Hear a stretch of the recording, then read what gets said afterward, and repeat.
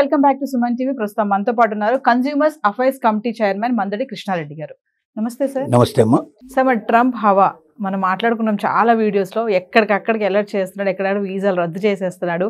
ఇప్పుడు కొత్తగా ఏంటంటే మీ కారుకి కనుక కార్ పార్కింగ్ టికెట్ వచ్చిందా మీ వీసా గోవిందా అంటున్నాడు. మరి ఏంటి సార్ అసలు, అంటే ఎందుకు ఇంత అలా అష్టదిగ్బంధం అన్నట్టుగా అందరినీ కూడా ఇబ్బంది పెడుతున్నాడు ట్రంప్ యాటిట్యూడ్ అంతే అంటారా, లేదంటే కొత్త రోజుకు ఒక రూల్ తీసుకురావడం, రోజుకు ఒక నిర్ణయం తీసుకురావడం? మరి ఇప్పుడు ఈ కార్ పార్కింగ్ వీసాలే రద్దు అంటున్నాడు, F1 వీసా కూడా రద్దు చేసేస్తున్నాడు. దీన్ని ఎలా చూడొచ్చు అంటారు? ఒకటే, ఇప్పుడు ట్రంప్ తీసుకున్న విధానంలో వీలైనంత వరకు విదేశాల నుంచి వచ్చినటువంటి వాళ్ళని వదిలించుకోవాలి ఇల్లీగల్ అనేది పెద్దగా పెట్టుకున్నాడు. ఎందుకంటే అతను ఎలక్షన్లో ఇచ్చిన వాగ్దానంలో నేను మ్యాక్సిమం పీపుల్కి మన వాళ్ళకు ఉద్యోగాలు కల్పించే ప్రయత్నం చేస్తాను, ఇతర దేశాల నుంచి వచ్చి ఇక్కడ బ్రతకడానికి వచ్చిన వాళ్ళకన్నా ఈ దేశానికి మేలు చేసేవాళ్ళు, ఈ దేశానికి వాళ్ళ నుంచి మనకు ఆర్థిక సహకారం దొరకాలి, వాళ్ళ వల్ల మనం ఆర్థికంగా లాభపడాలి. అంతేగాని ఈ దేశాన్నిలో డబ్బు తీసుకెళ్ళి వాళ్ళ దేశానికి తీసుకెళ్లాలనుకున్న వాళ్ళు, ఈ దేశంలో సంపాదించుకుని పోవాలనుకున్న వాళ్ళు, బ్రతకడానికి మాత్రమే ధ్యేయంగా వచ్చినటువంటి వాళ్ళని మనం వదిలించుకోవాలనేది వాళ్ళ లక్ష్యం. దీంట్లో భాగంగానే రకరకాల వీసాలు రద్దు చేయడం కానీ, రకరకాల కార్యక్రమాలు చేయడం కానీ, ఆల్రెడీ గ్రీన్ కార్డు ఉన్న వాళ్ళని కూడా తీసేసే పరిస్థితి ఏర్పడటం కానీ, తర్వాత ఇప్పుడు ప్రత్యేకంగా గోల్డ్ కార్డుని పెట్టేసేసి కొత్త వీసాలను ప్రోత్సహించడం కానీ, ఇవన్నీ కూడా దాంట్లో ఒక భాగంగా జరుగుతున్నాయి. గోల్డ్ కార్డు వల్ల వెళ్ళాలంటే 147 కోట్లు 50 కోట్లు వాల్యూ చేసేటువంటి ఒక మనిషి డబ్బు ఇచ్చి అంతగా 50 కోట్లు కట్టి ఎవడు పోతాడు? 1000 కోట్లు 500 కోట్లు ఉన్నవాడు పోగలదు తప్ప 50 కోట్లు కట్టాలంటే మామూలు వాడు ఎవడు కట్టలేడు. 50 కోట్లు కట్టగలిగేవాడు అవసరమైతే ఒక 500 కోట్లు ఇక్కడ ఇన్వెస్ట్ చేస్తాడు అన్న నమ్మకం వాళ్ళది. అంటే 50 కోట్లు డైరెక్ట్గా లాభం వస్తుంది, అలాగే 500 కోట్లు ఇండైరెక్ట్గా ఈ దేశానికి మేలు చేసే అవకాశాలు ఉంటాయి. ఇక్కడ ఇండస్ట్రీస్ పెడతారు, ఇక్కడ ఉద్యోగ అవకాశాలు కల్పిస్తారు, వాళ్ళు ఎదుగుతారు, మనల్ని ఎదగదీస్తారు, మనకు గొప్ప చేస్తారనే ఉద్దేశంతో దీని వెనక బ్యాక్గ్రౌండ్ అంతా తయారైంది. ఇప్పుడు విద్యార్థులు వదిలించుకోవడం ఎలా? ఎందుకంటే 3 ఏళ్ళు 4 ఏళ్ళు వీళ్ళు 3 ఏళ్లకు చదువు కోసం పోయిన వాళ్ళు 3 ఇయర్స్కి వీసా వచ్చింది కాబట్టి, F1 వీసా వచ్చింది కాబట్టి వీళ్ళ మధ్యలో వదిలించుకోవడం చాలా కష్టం. కాబట్టి ఇప్పుడు ఏదో ఒక కారణాలు చెప్పి నెపంతో వాళ్ళని బయటకు నెట్టాలి.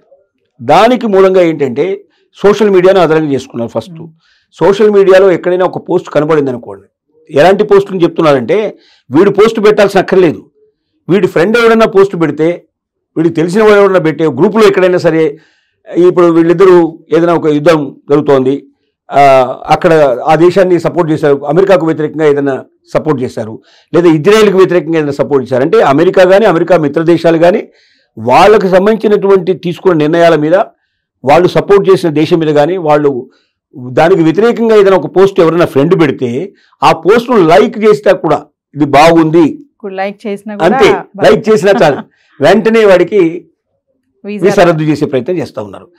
అంటే ఇంతకుముందు ఎలా ఉండేదంటే స్టూడెంట్ వీసాలో ఏదైనా తేడా వచ్చినా కూడా దానికి వీసాను రద్దు చేస్తున్నట్టుగా చెప్పినా ఆ ఎడ్యుకేషన్ కంప్లీట్ అయ్యేదాకా ఉంచేవాళ్ళు, అంటే ఆ తర్వాత ఉంచేవాళ్ళు కాదు. ఎడ్యుకేషన్ వరకు మాత్రం ఉంచి ఎడ్యుకేషన్ అయిపోగానే వెళ్ళిపోమని చెప్పి అతనికి నోటీసు పంపించేవాళ్ళు. అలా కూడా జరిగాయి. అంటే విద్యార్థి తప్పు చేసినట్టుగా ధృవీకరించి, అంటే సోషల్ మీడియానే కాకుండా ఏదో ఒక పొరపాటు జరిగింది, తప్పు జరిగింది, నీ వీసా రద్దు అయిపోతుంది.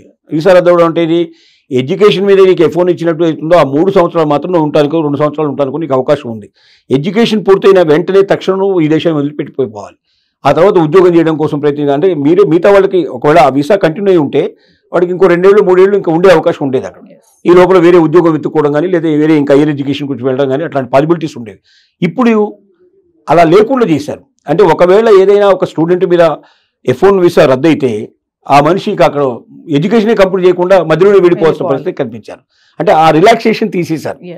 ఇంకోటి కార్ పార్కింగ్ టికెట్, అంటే రాంగ్ కార్ పార్కింగ్ చేస్తే అక్కడ టికెట్ ఇస్తారు. టికెట్ అంటే దాని అమౌంట్ ఇంత వేసేస్తారు దాని మీద. మన దగ్గర లాగా చాలా పంపించి ఎంత చేసే సిస్టమ్ ఉండదు అక్కడ.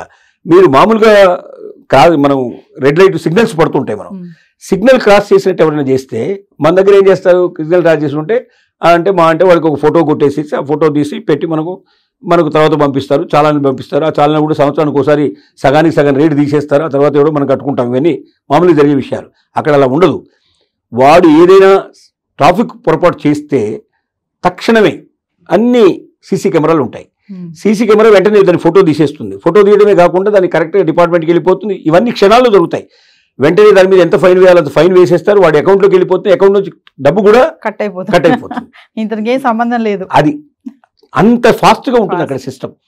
ఎవరు పెద్ద ఇది ఎవరు ట్రాఫిక్ పోయేవాడు ఎవరు బాధపడాల్సిన అవసరం, ట్రాఫిక్ పోలీస్ చాలా తక్కువ, వాళ్ళకు ఉండేది చాలా నామనంగా ఉంటుంది తప్ప పెద్ద ట్రాఫిక్ పోలీస్ మీద ఎక్కువ వాళ్ళు వ్యయం చేయడానికి ఏమి సిద్ధపడరు. అంతా ఆధునిక టెక్నాలజీని వాడతారు కంప్లీట్గా.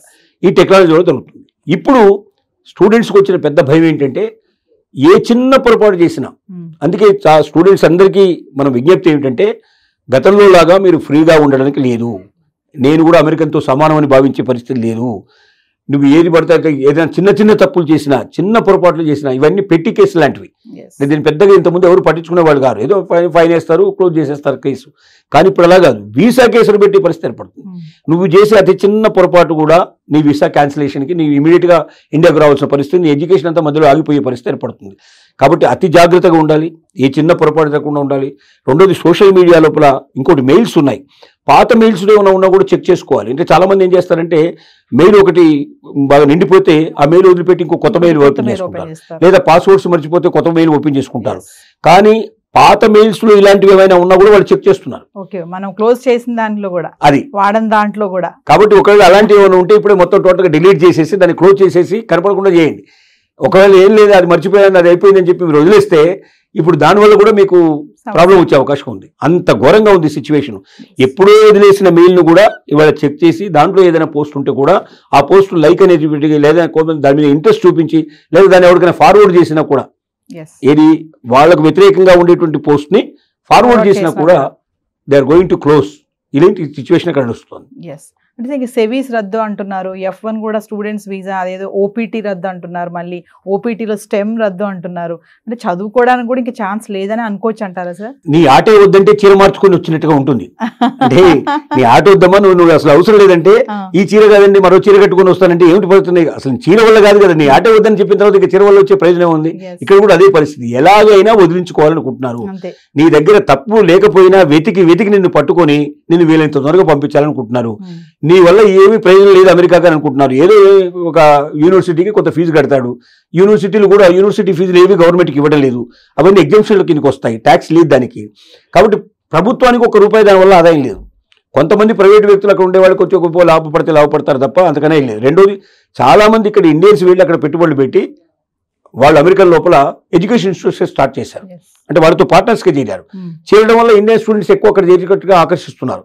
ఇక్కడ లాంగ్వేజ్ అక్కడ మాట్లాడేటట్టుగా, ఇక్కడ అవసరమైతే అక్కడ హాస్టల్స్ అట్లాంటివి మెయింటైన్ చేయటట్టుగా, ఇక్కడ ఫుడ్ అక్కడ దొరికేటట్టుగా ఇలాంటి ఏర్పాట్లు కూడా కొంత చేస్తున్నారు. దీనివల్ల ఎవరికి బెనిఫిట్ వస్తుంది? ఇండియన్స్కి బెనిఫిట్ వస్తుంది. ఆ బెనిఫిట్ మళ్ళీ ఏం చేస్తున్నారు? ఇండియాకి పంపిస్తున్నారు. ట్యాక్స్ లేదు అక్కడ. సో ఇందువల్ల విద్యార్థుల వల్ల ఏ రకమైన ఉపయోగం లేదు. వీళ్ళు తయారై మళ్ళీ ఏం చేస్తారు? ఇక్కడ ఉద్యోగం కోసం వెతుక్కుంటారు. తర్వాత అమెరికన్స్ ఉండే ఛాన్సెస్ పోగొడతారు. వీళ్ళు తక్కువ రేటుకైనా పనిచేస్తారు వీళ్ళు. అప్పుడు అమెరికన్స్కి ఉద్యోగాలు దొరకవు. కాబట్టి అమెరికన్స్కి ఉద్యోగాలు దొరకాలంటే వీలైనంత వరకు వదిలించుకోవాలి. అంటే ఒక ఇండియన్స్ అనే కాదు, మొత్తం స్టూడెంట్స్ అందరి మీద. చైనా ఇండియా నుంచే ఎక్కువ ఉంటారు. మ్యాక్సిమం ఉండే దాంట్లో 50% 70% దాదాపుగా వీళ్ళిద్దరు ఆక్యుపై చేస్తారు. దీని తర్వాతనే మిగతా దేశాలన్నీ కూడా. కాబట్టి వదిలించుకోవడం ఎలా అనుకున్నవాడు అవకాశాల కోసం వెతుకుతున్నాడు. నీకు ఏ క్షణంలో ఎప్పుడు నీకు క్యాన్సిల్ అవుతుందో నీకే తెలియని స్టేజ్. కాబట్టి అతి జాగ్రత్తగా పాత మెయిల్స్ అన్ని చెక్ చేసుకోండి, పాత పోస్ట్ అన్ని చెక్ చేసుకోండి, పాత వాట్సాప్లు చెక్ చేసుకోండి. ఎక్కడైనా ఏమైనా ఉంటే వాటన్నిటి క్లియర్ చేసేసుకొని వీలైనంత వరకు ఫ్రెష్గా ఉండే ప్రయత్నం చేయండి. ఎవరి దగ్గర అమెరికాకు వ్యతిరేకంగా మాట్లాడే ప్రయత్నం చేయకండి. ఏ రకమైన పోస్టుల్ని మీరు లైక్ చేయకండి, దాన్ని ఎవరికి పాస్ చేయకండి, ఎవరికి పంపించకండి. ఇలాంటివన్నీ జాగ్రత్తలు పడితే కనీసం నీ చదువు ముగించుకొని నువ్వు వెనక్కి రావడానికి సేఫ్గా అవకాశం ఉంటుంది. అయితే మధ్యలో అక్కడ వదిలిపెడితే మళ్ళీ ఇక్కడికి వచ్చి మళ్ళీ కొత్తగా స్టార్ట్ చేస్తుంది. ఎందుకంటే అది కంటిన్యూ చేసుకునే అవకాశం ఇక్కడ లేదు. ఆ రకమైన ఎడ్యుకేషన్ సిస్టమ్ వేరు, ఈ ఎడ్యుకేషన్ సిస్టమ్ వేరు. దానివల్ల చాలా ఇబ్బందులు పడతారు, చాలా బాధలు పడతారు. నమస్తే.